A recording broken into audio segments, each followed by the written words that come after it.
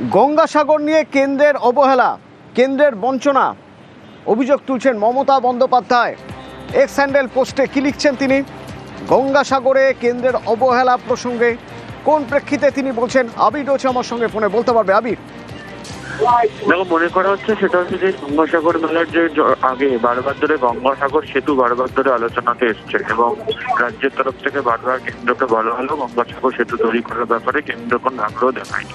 রাজ্য নিজ উদ্যোগে সেই সেতু তৈরির কাজ শুরু করেছে এবং যে গঙ্গাসাগর মেলা যেটা চলছে সেক্ষেত্রে কুম্ভ মেলার ক্ষেত্রে বা বাকি ক্ষেত্রে যে ধরনের সাহায্য দেওয়া হয় রাজ্যকে সে ধরনের সাহায্য দেওয়া হয় না, এই অভিযোগও বারবার ধরে সরকারের তরফ থেকে তোলা হয়। সেদিনকে কার্যত কেন্দ্রীয় সরকারকে কার্যত কটাক্ষ করে সেই প্রসঙ্গেই মনে করিয়ে দিয়েছেন তিনি, এবং তিনি উল্লেখ করেছেন যে একদিন না একদিন কেন্দ্রীয় সরকারের এই অমনোযোগ এবং অবহেলার একটা অবসান ঘটবে।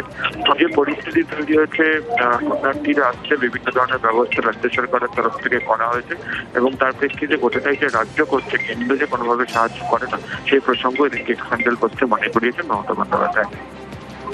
ধন্যবাদ।